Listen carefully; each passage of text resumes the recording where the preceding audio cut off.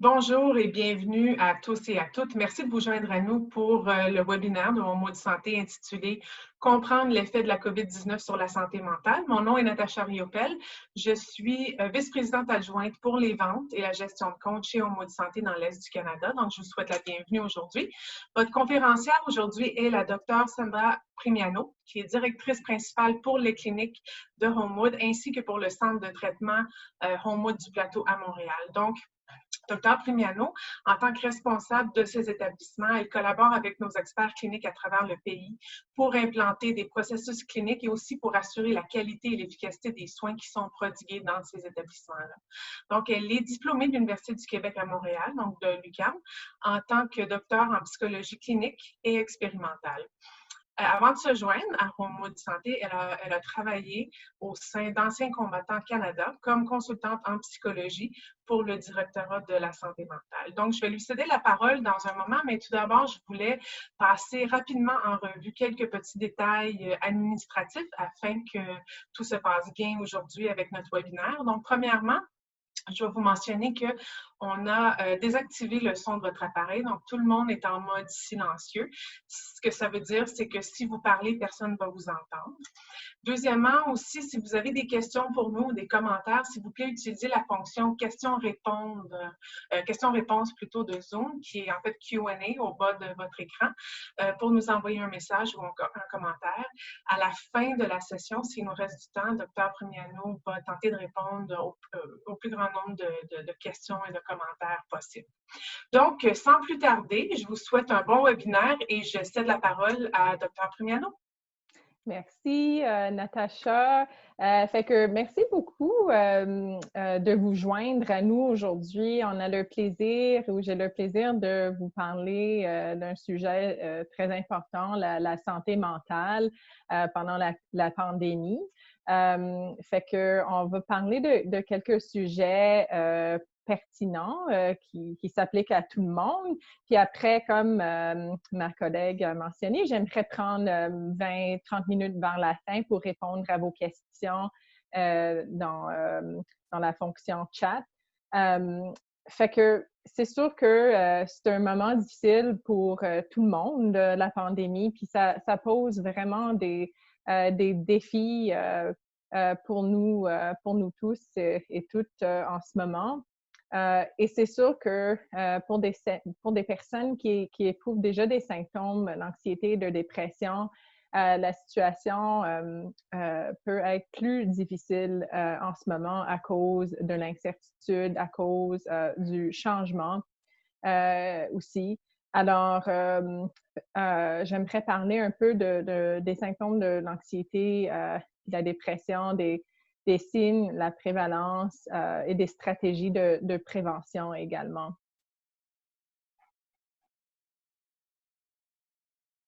Ah, j'ai sauté une diapo. Je vais juste revenir ici. Bon.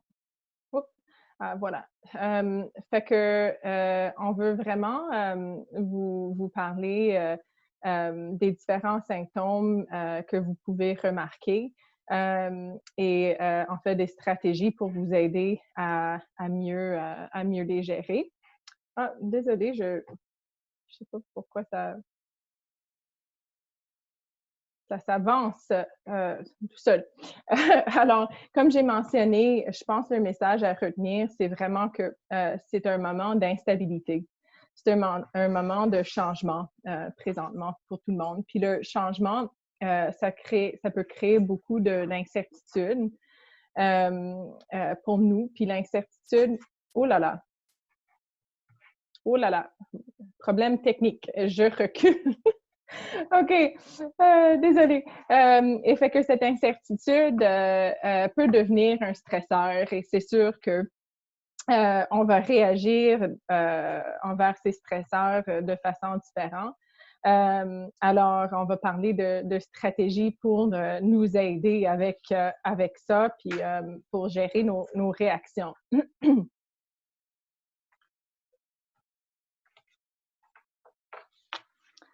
Bon, voilà. Comme j'avais mentionné, on est face vraiment à des sentiments de perte de contrôle. On est face à beaucoup d'incertitudes en ce moment. Alors, c'est vraiment important de se baser sur des données probantes et des sources crédibles pour nous aider à gérer notre incertitude par rapport à la pandémie. Euh, quand il nous manque des informations, c'est très facile de se créer des histoires et de ressentir plus d'anxiété dans le sens si on est quelqu'un qui est déjà porté à ressentir de l'anxiété, c'est sûr qu'on peut avoir des pensées plus catastrophiques ou exagérées par rapport aux informations. Alors, c'est pour ça qu'il faut se fier vraiment sur les informations qu'on a par rapport à la prévention et par rapport au sujet. Sinon, on va se créer des histoires peut-être plus anxiogènes par rapport à des choses qu'on entend. J'ai entendu que quelqu'un a attrapé le virus d'un chien qui jappait, que la personne a traversé sur la rue. Exemple de pensée un peu catastrophique ou exagérée qui n'est pas basée sur les informations qu'on a présentement. Fait que pour éviter les informations erronées et diminuer notre stress et anxiété, je dirais il faut vraiment se concentrer sur les sources d'informations crédibles.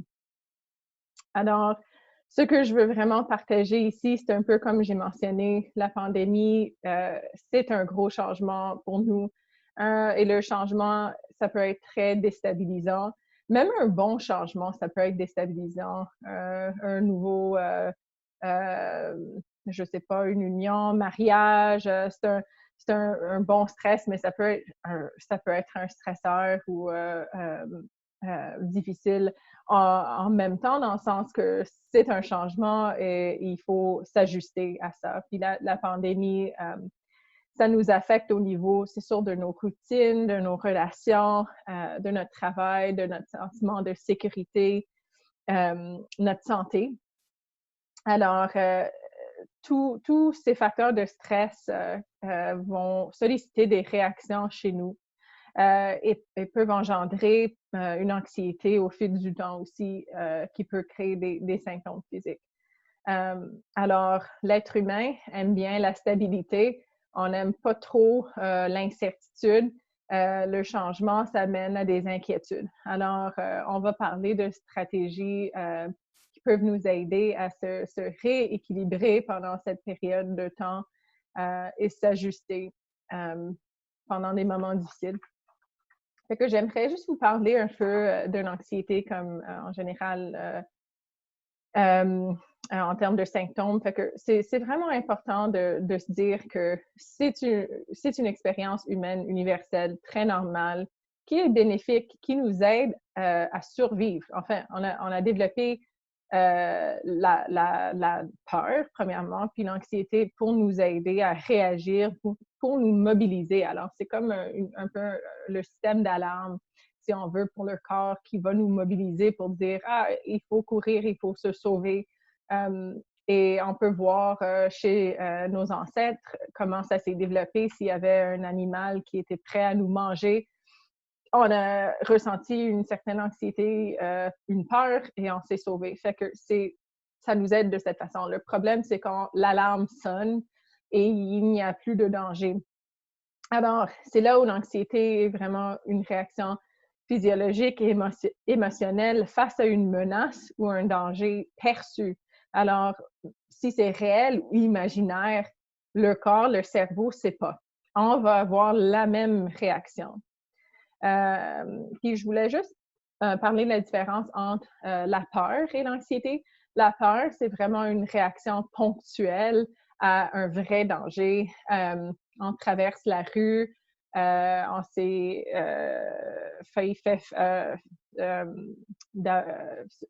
presque fait frapper par une auto, on va ressentir une peur. L'auto est plus là, la situation s'est réglée, on va se sentir mieux. Puis l'anxiété, vraiment, c'est quand on a une réaction face à une menace qu'on peut percevoir, qu'on peut interpréter, d'une façon prolongée dans le temps, même si c'est imaginaire. Et l'incertitude, par exemple, par rapport à la situation courante, ça peut être par rapport au travail. Et si je retourne jamais au travail, et si mes enfants retournent jamais à l'école, et si je revois jamais ma famille. Alors, on est dans les inquiétudes, quand on se crée des « et si » scénarios, on est dans les inquiétudes, et les inquiétudes sont une manifestation de l'anxiété. J'aimerais aussi parler un peu de la dépression, et c'est une réaction qu'on peut avoir face à un stress prolongé ou bien une perte dans notre vie. Et on peut réagir avec la tristesse, découragement, démotivation. Et ce que je trouve intéressant, c'est une théorie par les psychologues évolutionnistes qui disait c'est peut-être une façon de solliciter des soins par rapport à notre groupe, parce qu'on est des animaux sociaux. On a évolué en groupe, alors quand on perçoit que quelqu'un a besoin d'aide, c'est peut-être une façon de générer une certaine attention de notre groupe social. Alors, ce qui est important, c'est que les symptômes puis la dépression, vraiment, les symptômes se renforcent et on va adopter une certaine façon de penser, des schémas, des façons de voir le monde. Et au fil du temps, ils vont se renforcer puis ils vont devenir plus forts. Et c'est à ce moment-là où ça devient problématique. Par exemple, si je vous demande de réfléchir, pensez à quelque chose que vous n'aimez pas chez vous. C'est peut-être facile de trouver quelque chose qu'on n'aime pas chez nous. Puis si je vous demande de penser à quelque chose que vous aimez chez vous, par rapport à vous comme personne, ou c'est là où on remarque souvent que c'est plus difficile de trouver une qualité qu'un défaut. Alors, dans notre société, c'est beaucoup plus facile d'avoir accès à des critiques puis d'être sévère et dur envers nous-mêmes, alors d'être capable de trouver nos failles versus nos qualités. Puis on peut voir dans la dépression, d'une manière semblable, si on a des pensées et des schémas, des patterns de pensée négatives en répétition qui se renforcent.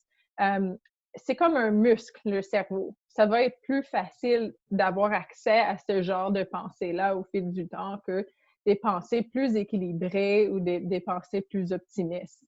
Alors, de cette façon, la dépression peut s'installer. Alors, c'est pour ça que la pensée est très importante comme facteur à considérer et à travailler.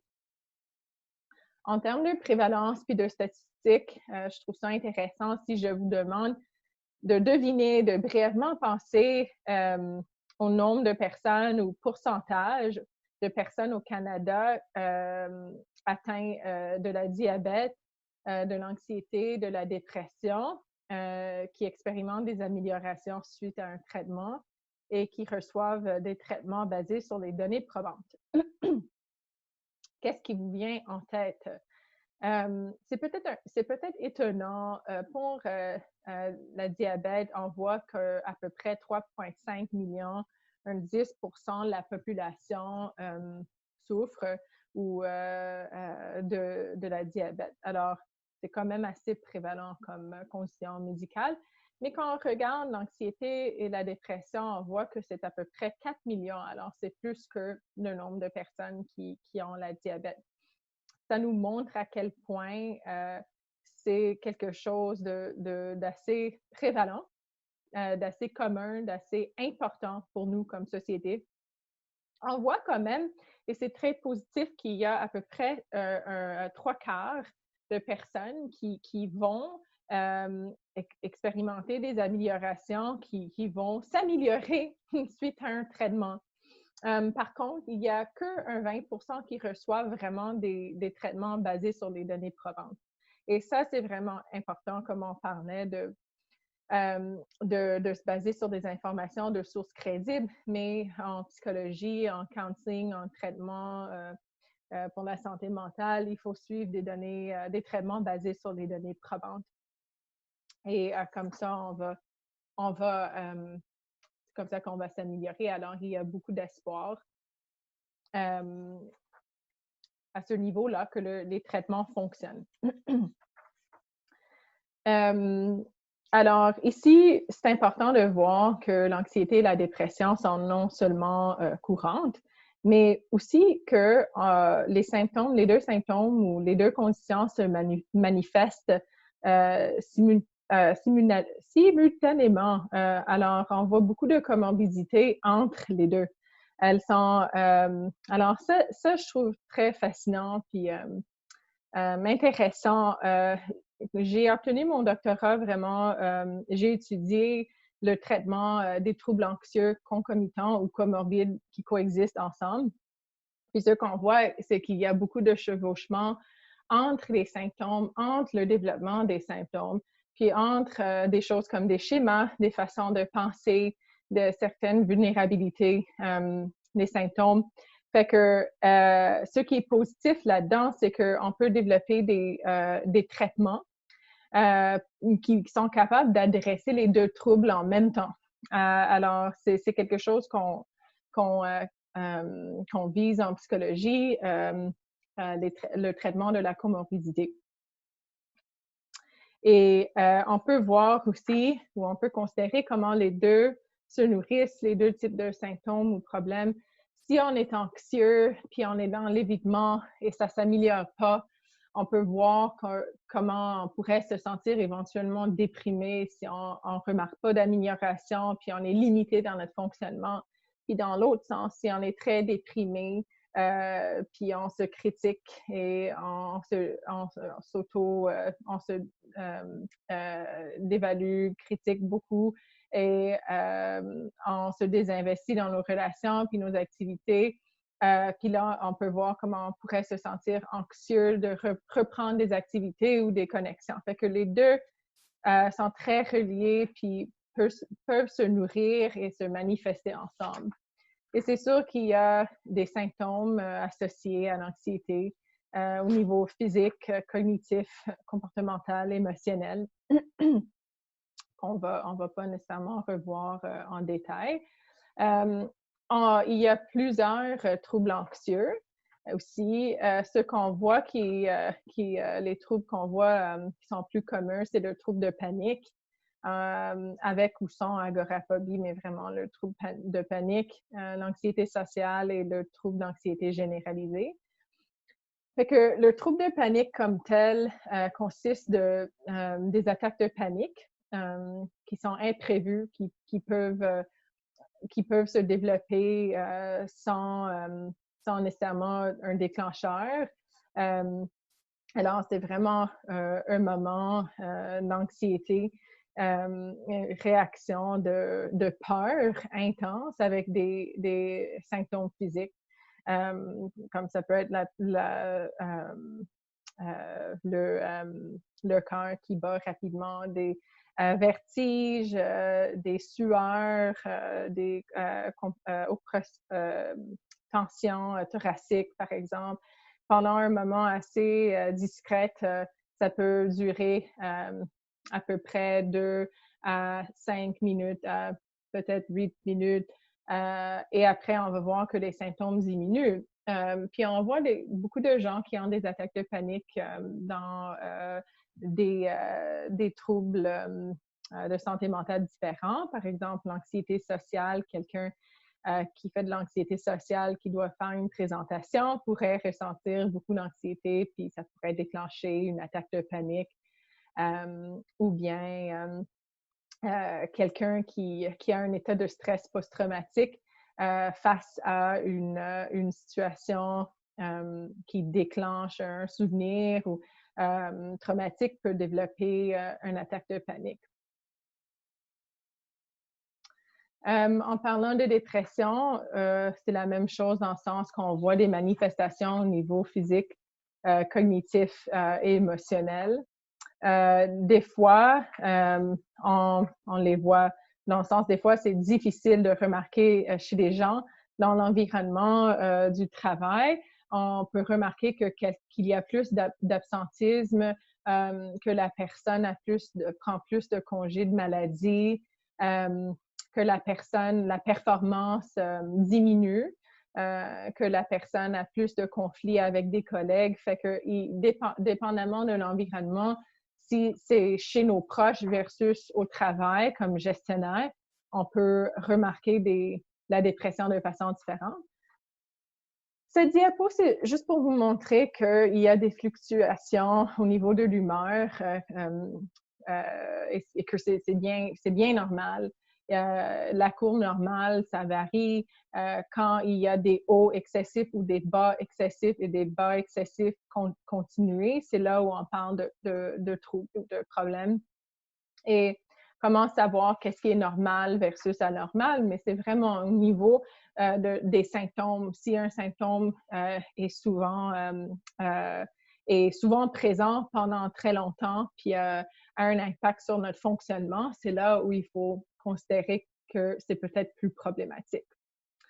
Et alors, pendant cette période, c'est, comme on a mentionné, à cause du changement de l'incertitude, l'instabilité, c'est vraiment important de prendre soin de nous, de prendre soin des autres. Alors, de faire le point, de vraiment voir comment on se sent, si on a des préoccupations, si on a besoin d'aide ou d'intégrer des stratégies et d'être capable aussi de soutenir les autres quand on est capable de le faire.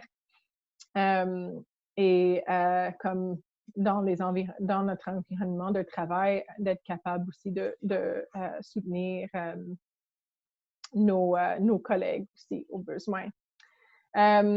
Fait que pour gérer l'anxiété puis l'incertitude, comme stratégie pratique, ce que je trouve utile puis important pour nous, c'est de se concentrer, de pratiquer l'autocompassion. Puis comme j'avais mentionné brièvement, dans notre société occidentale, on est vraiment dur envers nous-mêmes, on se critique beaucoup, puis ça empire l'anxiété puis la dépression.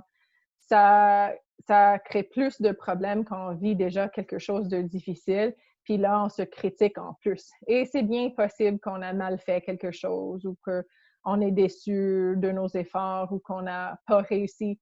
Mais on a le choix soit de se critiquer ou de s'accompagner, puis d'avoir d'empathie envers nous-mêmes et une certaine gentillesse envers nous-mêmes. Versus une critique.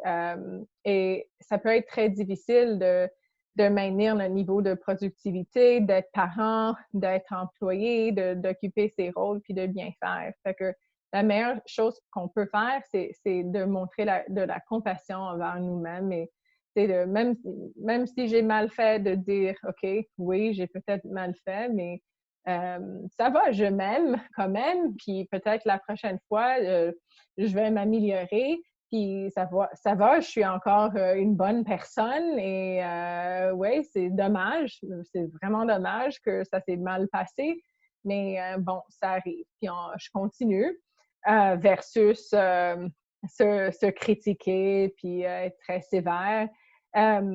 Puis alors, ce qu'on voit aussi, c'est que quand on démontre de l'autocompassion envers soi-même, même d'une façon physique, de se donner un câlin ou de s'auto-apaiser en se touchant le bras ou quelque chose, on va émettre l'hormone l'oxytocine, qui est très important pour l'attachement. Par exemple, on voit chez les femmes enceintes, dans des relations amoureuses, qu'on on libère l'hormone. Et c'est aussi associé avec le bien-être, un sentiment de calme. Alors, c'est bien pour l'humeur et l'anxiété. Puis il y a un livre vraiment que j'aime bien par rapport à l'auto-compassion, mais c'est en anglais, ça s'appelle Self-Compassion. Et c'est vraiment, vraiment bien fait selon les données probantes qu'on décrit. C'est important aussi de limiter l'écoute des informations, de se débrancher des médias sociaux. C'est sûr, on veut se protéger aussi selon les informations qu'on a par rapport au virus. C'est vraiment important de pratiquer comme une prise de conscience et l'acceptation envers nos émotions, vraiment d'accueillir nos émotions, de donner de l'espace à nos émotions, de ne pas se juger, d'être capable de dire ouais, je me sens mal aujourd'hui. J'ai le droit de me sentir mal, puis de comprendre pourquoi je me sens mal, d'en parler, de laisser les émotions venir comme elles vont venir et de partir de la même façon. De ne pas penser qu'on est nos émotions. Si je me sens comme si je pense que je suis une mauvaise personne, je me sens mal à cause de quelque chose que j'ai dit, c'est pas une réalité, c'est pas une vérité, c'est une émotion, c'est une façon de penser, de se sentir. La même chose pour nos pensées. Hein. Je peux penser que quelqu'un a parlé mal de moi ou parlait mal de moi et me sentir mal, mais il faut prendre une certaine distance de nos pensées et de nos émotions, de dire c'est une pensée, c'est une émotion, c'est pas une vérité. Pratiquer la gratitude aussi, c'est vraiment important. Puis on voit que c'est une pratique chez les personnes heureuses. Ouais, il y a un autre livre là-dessus que j'aime bien encore en anglais. Désolée pour la référence. Ça s'appelle The How of Happiness. Puis on voit toutes les recherches par rapport à qu'est-ce qui fait que les gens sont heureux. Puis les gens heureux pratiquent la gratitude. Ça peut être de reconnaître quelque chose qu'on apprécie à tous les jours, une chose. Ça peut être garder un journal de bord puis de noter des choses qu'on apprécie. Ça peut être juste de les remarquer quand on ressent de la gratitude pour, je ne sais pas, un repas, pour une conversation, pour une discussion. C'est vraiment une bonne habitude. Puis quand on parlait du cerveau, puis de renforcer des muscles puis des façons de penser, toutes ces habitudes-là vont nous aider avec notre anxiété. Ici, Chris Hadfield, astronaute, a développé, en fait, si vous allez voir la vidéo, le lien, alors, il était habitué à vivre l'isolement pendant ses missions, puis il a des conseils par rapport à ça qu'on voit aussi en psychologie. Par exemple, de structurer nos journées en sections spécifiques. Ça, c'est quelque chose qui aide beaucoup, c'est d'avoir une routine et vraiment de voir du lundi au dimanche et pendant les périodes de la journée différentes, qu'est-ce que je vais faire? Si c'est une activité physique, quelque chose par rapport à une connexion sociale, par rapport à la gratitude, par rapport à aider quelqu'un, peu importe, mais d'avoir des blocs distincts dans la journée et les jours pour avoir une routine. D'établir des objectifs aussi, c'est super important, même si on a des petits objectifs et on est capable d'en mettre plus au fil du temps. Identifier des obstacles et des obligations. Agir, prenez action vraiment par rapport à des choses qu'on veut faire, par rapport à des choses qu'on veut accomplir, nos objectifs, c'est d'être dans l'action. Puis cesser de répondre aux attentes des autres. Alors, ça pourrait être intéressant. Brièvement, cette diapo fait référence à la modèle de la thérapie cognitivo-comportementale. Et je voulais juste souligner qu'on peut agir sur des éléments différents pour nous aider avec les symptômes d'anxiété et de dépression, ce qui est vraiment positif par rapport à la TCC. Et aussi, il y a beaucoup de ressources en ligne gratuites et des livres qu'on peut acheter sur Amazon par rapport à comment vaincre l'anxiété ou la dépression selon des modèles TCC. Puis la TCC, c'est une approche basée sur les données probantes. En fait, il y a vraiment un auteur que j'aime bien, un Québécois, Christophe André. Puis en fait, il a écrit beaucoup, beaucoup de livres très, très accessibles que j'utilisais, que je référais à des clients, que j'utilisais avec des clients, qu'on peut donner à des employés. C'est vraiment bien écrit puis bien fait. Puis des fois, il fait des présentations par rapport à certains thèmes. Et alors, la thérapie cognitivo-comportementale, comme j'ai dit, c'est vraiment basé sur les données probantes. Puis ça va nous apprendre à comprendre le lien entre nos pensées, nos émotions et nos comportements. Il y a des stratégies différentes là-dedans. Il y a énormément d'informations qu'on peut réviser. Et ça dépend de nous. Il y a des stratégies qui fonctionnent mieux pour certaines personnes versus d'autres. Fait que je dirais d'expérimenter. Et comme survol, la psychoéducation est hyper importante dans l'approche TCC. On veut s'auto-aider à développer une façon plus équilibrée de penser. On a des biais dans notre face. Tout le monde a des biais, dépendamment de notre histoire développementale, les schémas qu'on veut développer. Que c'est important de reconnaître quand on est pris dans des cercles vicieux, des biais, puis de se questionner, de questionner nos pensées, puis d'adopter des stratégies de gestion des émotions. Fait que comme on a mentionné, les informations, ça nous aide à reconnaître les symptômes, à comprendre comment les symptômes se sont développés, à normaliser ce qu'on ressent. Et ça nous donne un pouvoir de plus.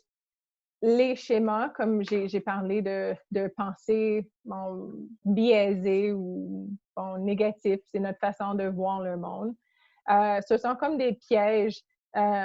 Si, par exemple, on a tendance souvent de catastrophiser ou de voir tout noir ou blanc, tout ou rien, ça pourrait être une question de dire quelque chose comme la vie reviendra jamais à la normale, nous sommes tous condamnés.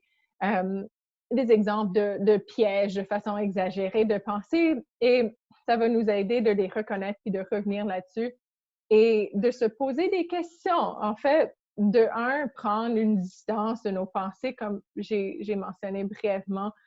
On n'est pas nos pensées.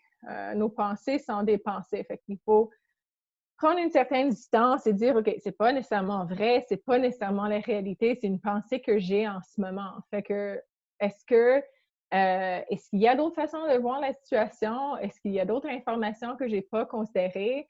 Qu'est-ce que ça me fait de penser comme ça? Comment est-ce que je me sentirais d'avoir un autre genre de pensée? Fait qu'il faut les questionner et au moins prendre une certaine distance, puis pas prendre pour acquis que c'est vrai, c'est une réalité. J'ai remarqué, je sais pas, que quelqu'un riait pendant une rencontre Zoom que j'ai vue sur caméra, puis là, je me dis, la personne parle de moi, c'est sûr. Non, c'est une hypothèse. Je sais pas si la personne parle de moi, puis ça me fait quoi d'avoir cette pensée? Je me sens mal. Fait qu'il faut prendre une distance, il faut les questionner. En termes de stratégie pour gérer nos émotions, c'est sûr qu'on voit un lien entre l'évitement puis la dépression puis l'anxiété. On sait si on travaille l'évitement, on s'active au niveau du comportement, on va s'aider.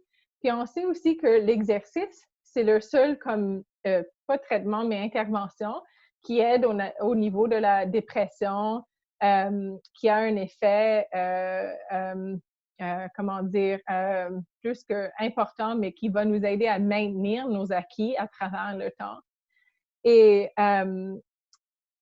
c'est sûr que c'est important, comme on a mentionné, de prendre une certaine distance et de ne pas juger nos émotions. Il n'y a pas de mauvaises ou de bonnes émotions. Il y a des émotions qui sont peut-être plus agréables, plus difficiles à vivre, mais on ne veut pas les juger. On veut les accueillir, on veut leur donner de l'espace, on veut les comprendre, on veut mettre des mots dessus, puis les donner de l'espace, puis on va voir qu'elles vont partir.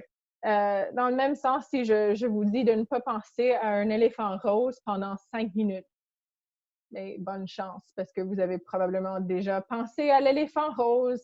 C'est impossible quand on essaie de repousser quelque chose, de le repousser en fait. Alors, si on se dit ah, je devrais pas me sentir comme ça ou je devrais pas penser comme ça, on va penser se sentir encore plus comme ça. Si on prend du recul puis on observe qu'on se sent comme ça, déjà ça va atténuer.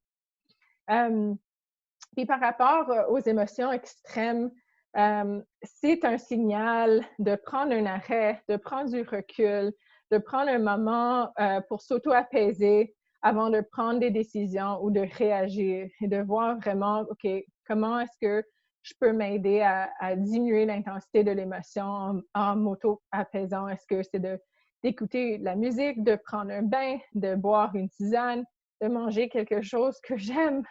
D'écrire dans mon journal de bord, mais de faire passer la vague de l'intensité avant d'agir.